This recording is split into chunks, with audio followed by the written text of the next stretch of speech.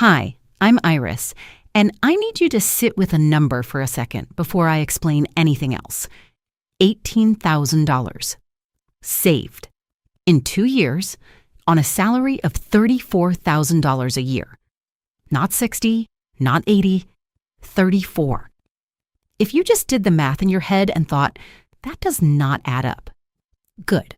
That is exactly the reaction I want, because for most of those 2 years, I did not think it added up either. And I am not going to just tell you the final number and leave you to guess how it happened. I am going to show you exactly where every single dollar came from, exactly which paycheck it left, and exactly which account it landed in. No vague inspiration, just the actual mechanics. Let me start with the one number that everything else in this video is built on top of. $34,000 a year comes out to approximately $2,300 a month, after taxes, landing in my checking account. That is it. That is the entire well I was drawing from. No bonus, no side income yet at the start. $2,300 a month. And out of that, exactly $0 a month was making it into savings when this 2-year period began. I want you to actually sit with that starting point for a second, because I think skipping past it is where most savings content loses credibility. I checked my bank balance the way I suspect a lot of you check yours, with a small flinch, bracing for a number I already half expected to disappoint me. I was not someone with a financial safety net from family. I was not someone who had a side income already flowing in before this journey began. That flinch, that bracing, is exactly the feeling I want you to remember, because everything I am about to walk you through started from that same uncomfortable, ordinary place. Here is what that $2,300 was doing before I changed anything, because you cannot understand where $18,000 came from without first understanding where it was disappearing to. $790 went to rent. $63 went to subscriptions I had genuinely forgotten I was paying for. $110 went to car and renter's insurance. $440 went to food, mostly takeout, because cooking felt like one more decision I did not have energy for after work. $85 went to my phone bill. The rest went to gas, small purchases, and things I could not have itemized if you had asked me to at the time. At the end of every single month, the number in my savings account was exactly the same as it had been at the start. 0 plus 0 equals 0. So here is the question I want you to actually ask yourself while you watch this, because I think it is the only question that matters. Was this one big secret, one dramatic sacrifice, a single trick that changed everything overnight? No, it was 8 specific, deliberate moves made in a particular order over 2 full years, and every single one of them followed the exact same mechanic. Find money that was leaving my account for a reason that no longer made sense. Redirect that exact amount the same week into a separate savings account it could not easily be pulled back out of. Repeat. That mechanic, repeated 8 times, is the entire strategy. Let me show you each one, with the money trail fully visible. Move number 1 happened in the very first month. I sat down and audited every single subscription and recurring charge hitting my account, using 3 months of bank statements laid out side by side. And what I found embarrassed me a little, honestly. 6 charges I had completely forgotten existed. A fitness app I had not opened in 4 months, $12. A cloud storage subscription duplicating one I already had through another service entirely, $10. 4 more small charges, adding up to $41 combined. $63 a month total, quietly leaving my checking account for services I was not using. I canceled all 6 in one sitting, and the very next time my paycheck landed, I set up an automatic transfer of $63, the exact amount freed up, moving straight into a savings account the same day, before it ever had a chance to blend back into my regular spending. Over 2 years, that one 20-minute audit, tracked specifically, recovered $756. Move number 2 came in month 2, and this one required nothing but a phone and a little bit of nerve.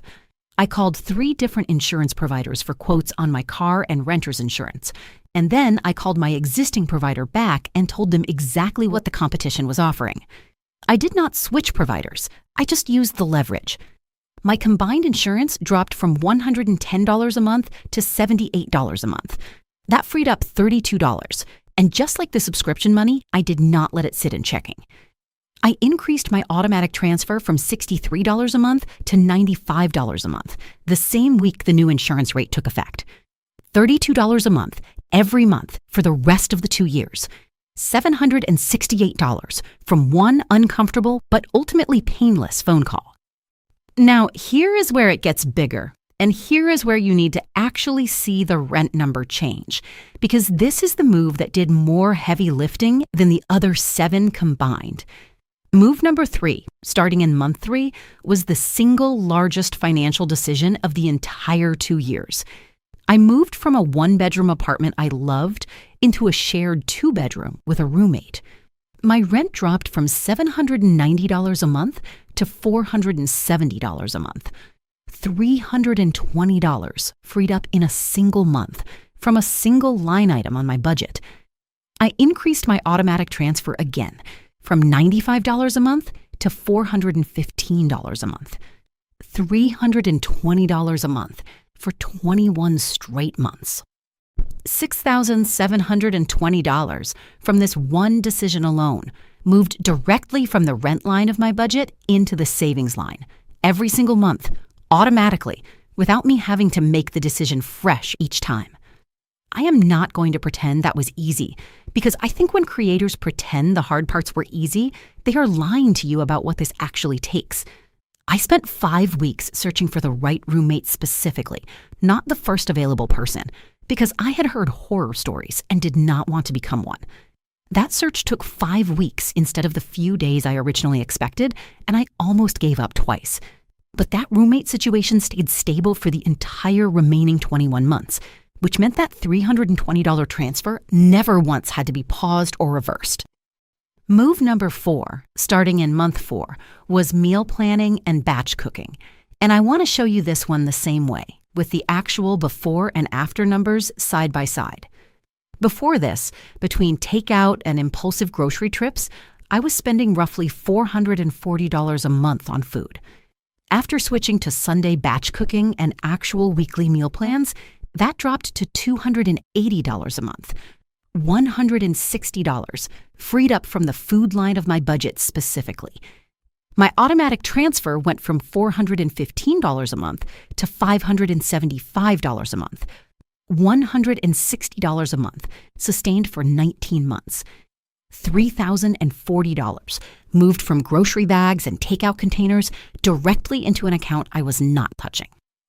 Move number 5, beginning in month 6, is where things shift from cutting to adding, and I want to be precise about this because it works differently from the first 4 moves. I started tutoring on weekends in a subject I already knew cold from my own education. 2 or 3 sessions most weekends, roughly $190 a month in new income that did not exist before. This money never touched my regular checking account rhythm at all. It went from the person paying me directly into savings, the same day, every time, never passing through my everyday spending account first. Over 18 months, that added $3,420 on top of the $575 a month the first 4 moves were already producing. Move number 6, in month 8, was almost embarrassingly simple. I switched my phone plan from a major carrier charging $85 a month to a budget carrier running on the exact same network towers for $30 a month. $55 freed up from the phone line of my budget. My automatic transfer increased again from $575 a month to $630 a month. $55 a month for 16 months. $880 for switching an app and porting a number. Move number 7, in month 10, is the one people are always most afraid to attempt. I asked for a raise at the job I already had in a specific, prepared conversation with my manager, backed by a written list of what I had accomplished that year, with numbers attached wherever I could find them. It worked. An additional $140 a month in take-home pay. I want you to notice something important here. This new money never became part of my spending baseline at all. The moment that first larger paycheck arrived, I increased my transfer immediately, from $630 a month to $770 a month, the exact same week, so the raise never had a chance to quietly disappear into a slightly nicer lifestyle. 14 months of that raise, saved in full, $1,960. Move number 8 was the quiet one, spread across several months rather than one single event. I sold things I was not using, furniture from a previous apartment, electronics sitting in a drawer, clothes I had not worn in over a year. Every single time an item sold, that exact amount went into savings the same week, not folded into my regular checking account where it might quietly get spent on something else. Roughly $1,100 total across the 2 years. So let me show you the actual monthly transfer number, growing move by move, the way it really happened. $0 a month at the very start, $63 a month after move 1, $95 after move 2, $415 after the roommate move, $575 after meal planning, $630 after the phone switch, $770 after the raise. That final number, $770 moving automatically into savings every single month, plus the irregular tutoring income and item sales layered on top, is where the $18,000 total actually came from. Not one dramatic month. A monthly transfer that kept climbing, step by step, as each move took effect. Now, let me add these up in front of you one more time, because I think watching the number build is more convincing than just hearing the final total. 756 from the subscription audit, 768 from insurance, 6,720 from the roommate, 3,040 from meal planning, 3,420 from tutoring, 880 from the phone plan, 1,960 from the raise, 1,100 from selling items. Add all 8 of those together and you get $18,644. My actual total landed at $18,000, slightly lower because a couple of months the transfer got trimmed down when an unexpected expense came up. But look how close that is. 8 separate, specific, trackable dollar amounts, each one tied to an exact line item on my budget, and they very nearly matched exactly. Here is the part 1 I actually think matters most in this entire video, more than any individual number. The order was not random. I front-loaded the easy stuff, the subscription cancellations, the insurance call, because those required almost no behavioral change, just decisions made once. Then came the harder structural changes, the roommate, the meal planning, because those required real adjustment, but produced the biggest ongoing results. And only after those foundations were solid did I add income on top, the tutoring, the raise, because by then, extra income felt like genuine forward progress, instead of just patching holes that were still open underneath it. Let me tell you about my friend Marcus, because his story is the reason I am so confident this order matters, and is not just something I am imagining after the fact. Marcus made almost exactly the same salary I did, $2,300 a month after taxes. He watched me start this process and decided to try something similar, but he tried to do all 8 moves in the very first month. He got through the subscription audit fine, freeing up a similar $60 or so. He switched his phone plan fine, freeing up another $55. But 2 weeks into searching for a roommate, on top of trying to overhaul his eating habits and everything else simultaneously, he burned out completely and gave up on the roommate search entirely. Never went back to it. His monthly transfer capped out around $290 a month, instead of climbing to $770 the way mine did, because the single largest line item, the rent number, never actually moved for him. 18 months later, Marcus had saved $5,200, considerably less than my $18,000, almost entirely because one specific number on his budget, his rent, stayed exactly where it started. That is not a coincidence, and it is not just Marcus lacking discipline. There is actual research on this, on why attempting several significant lifestyle changes all at once tends to fail more often than spacing them out. Multiple major changes draw from the same limited pool of willpower and mental energy at the same time, and when that pool gets stretched too thin across too many fronts simultaneously, something has to give. Usually the hardest, most important thing gives first. I bring up Marcus not to make him look bad, because I genuinely do not think he did anything wrong in any moral sense. He worked hard. He wanted the same outcome I wanted. The only real difference between us was sequencing, and I think that is actually the most useful thing I can tell you in this entire video, more useful than any individual dollar figure I have given you so far. Two people with identical incomes, identical goals, and genuinely comparable effort can end up with wildly different outcomes purely because of when they attempted which change relative to the others, and purely because of whether the freed up money got tracked to an exact dollar figure and moved somewhere specific, or just left to sit vaguely in the same account as everything else. I want to be honest with you about something else, too, because I think you deserve honesty more than you deserve inspiration. Not every one of these 8 moves felt easy, even spread out the way I did them. Month 3, moving in with a stranger, was genuinely hard in ways a dollar figure cannot capture. Month 6, adding weekend tutoring on top of an already full work week was tiring, more often than I expected.